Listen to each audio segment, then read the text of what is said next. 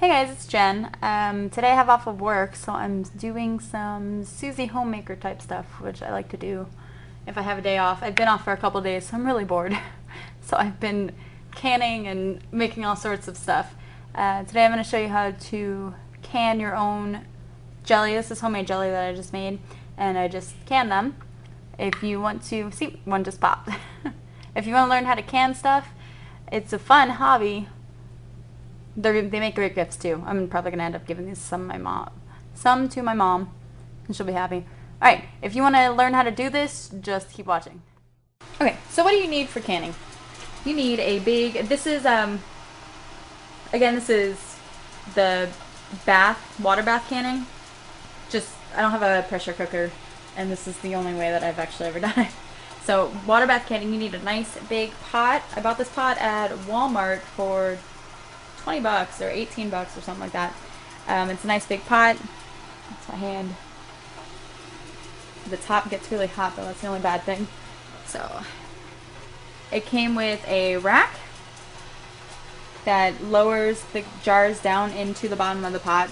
This pot holds up to like 7 quarts or a whole bunch of pint jars and stuff. I got this kit from Walmart too for, I want to say $8. The kit came with a funnel, and this funnel fits in either the small mouth or the wide mouth jars. And then it came with a pair of jar grabber tong things, and this is to get the air bubbles out of the jar. And it also has measurements on the side, which you can't really see because the camera's not focusing. Measurements is like 1 inch, 3/4 inch, 1/2 inch, and 1/4 inch. And that's for the head space, which some different types of like jams, marinara, whatever you're canning has different headspace requirements, and that's what that's for. And then this is a little magnet to get your lids out of the water that you're supposed to cook them in. So this is a pint jar. It comes in 3 parts. You've got the band, the lid, and the jar itself. The band and the jar are reusable. This lid, once you process something in the lid, this is trash. But you can buy replacement lids for really cheap. It has that inner rubber part. Before you can something, you want to inspect that, make sure that it's not broken or anything, because that is actually going to be the seal that seals everything together. So when you fill it, you're going to fill this, put the lid on top, screw it on till they call it fingertip tight, which is where you screw it on to as tight as you can do it, just your fingertips, and then whatever's in there will be ready to can. So I have my jams all ready to can. I've been preparing my jars. You want to wash the jars and the lids and the bands in hot soapy water, and then over like a steaming, not boiling, just hot water, sterilize the jars. And then I have over here steaming the lids and the bands in here, and you keep them like that until they are ready to go. This also helps when you have like really hot mixture, you're putting something into a jar. You don't want to put it in a cold jar because that can crack the glass. So you want the jars to be hot as well as whatever you're about to can. Okay, so I am ready to can my jam. So you're going to, using your tongs, kind of hard to do this one-handed, remove your jars from the hot water. And stick them over here. They're going to be really hot, so be careful. Remove all your jars. If you want, you could do this one by one. I'm going to do probably like 3 at a time, just because it's a little bit faster. Using your magnet, you're going to take out 3, since I'm doing 3 at a time, you're going to take out the bands and the lids.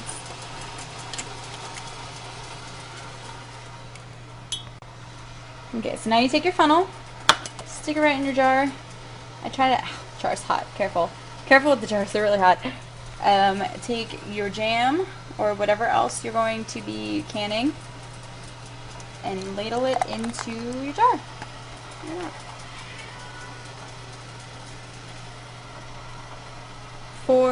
Everything's going to be different. Each product that you make is going to be different. Jam needs about a 1/4 inch of headspace. So I'm going to fill it to almost the top, but not all the way. And that's where your measurement tool comes in. So you take this out. See it in the other one? And I need a 1/4 inch of headspace. So I need to fill it up a little bit more.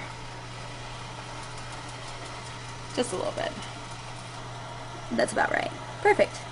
So I'm just going to repeat that process with all of my other jars until I have all of my jam in there. Okay, so now I have all 3 of my jars filled. You're going to take a damp cloth or damp like rag and wipe off the rim and the threads. You want to make sure that there's nothing on them, because if there is, it cannot see, it has that possibility of not sealing properly, and then when you go to eat your jam like a couple months after you make it, it's spoiled and it's just a waste. So you wipe all of the lids, all of the rims with a damp cloth and make sure that it's all ready to be sealed. And again, you want to make sure that you have the proper headspace, because if you don't, certain foods expand, other foods don't. You want to make sure that you have enough headspace so that the air, when you're processing it, the air escapes and it has a seal, a tight seal, which is the whole point of canning, is so that you have a tight seal. So you put your bands on, or your lids, and then tighten your bands to fingertip tight, which is where, don't go overboard with the tightness, because you're going to seal it. And once you're done processing, you could even remove the bands. I choose to leave them on just because it's easier to just keep track of them with the jars. So I'm going to tighten them to fingertip tightness, and then they're ready to process. I'm going to finish the other jars and I'll show you what they look like in the water bath. This is the last of my jam. It's not enough to can. It's only like 1/3 of a jar. So this is going to be the one that I'll stick in the fridge. It's still perfectly good. Just not suitable for canning, because the whole point of canning is you make the air escape, and that is just way too much air to actually seal this. So I have all my jars. They're ready to be processed. They're all tightened. I'm going to set them on my canning rack. You want to put them spaced evenly. Just set them in the canning rack evenly. As the water starts to rise, you might have to use your tongs,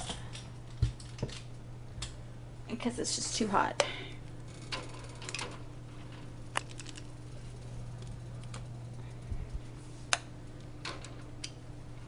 I'm going to have to even these out.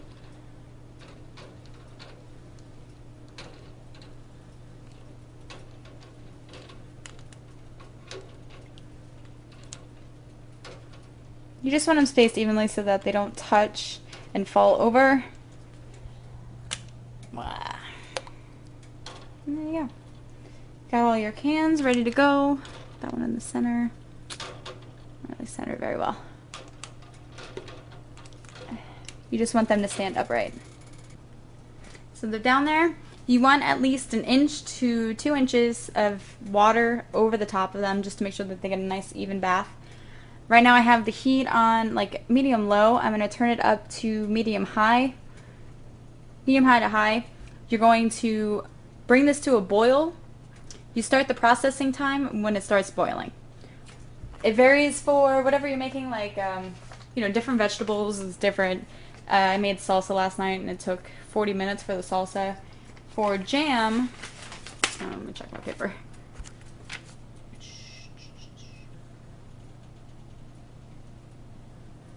Jam, it only takes 10 minutes. So for these jams, I'm just going to boil them for 10 minutes in a hot water bath. And then I'm turning off the heat. I'll turn off the heat, remove the lid, and let them sit for another 5 minutes in just the really steaming hot water. Alright, so they've been boiling for 10 minutes. It just hit 10 minutes a couple minutes ago. So I turned off the heat, and now I'm just letting them sit for another 5 minutes in the hot water bath. And I got about 2 minutes left. After 2 minutes, I'm going to take them out and set them on a towel to sit overnight. You're supposed to leave them for 24 to 48 hours undisturbed. so that they can properly seal. So there are my jars out of the water, and one by one I'm going to put them on a towel to sit overnight. As they cool, you want to leave them spaced about 1 inch apart each. As they cool, you might be able to hear the seal pop, which means that it is sealed. If you don't hear it, don't worry about it. Some of them you don't hear. But they're going to sit for 24 to 48 hours and then they are done. And the way to make sure that it's sealed, you want to make sure this is concaved inward. It doesn't pop up and down. Yeah. Take the lid off. Try to pull it off just by your hands. I'm actually pulling really hard on it. It's not going anywhere. Which means this is a good seal. This is some salsa I made last night. And it will last for a year.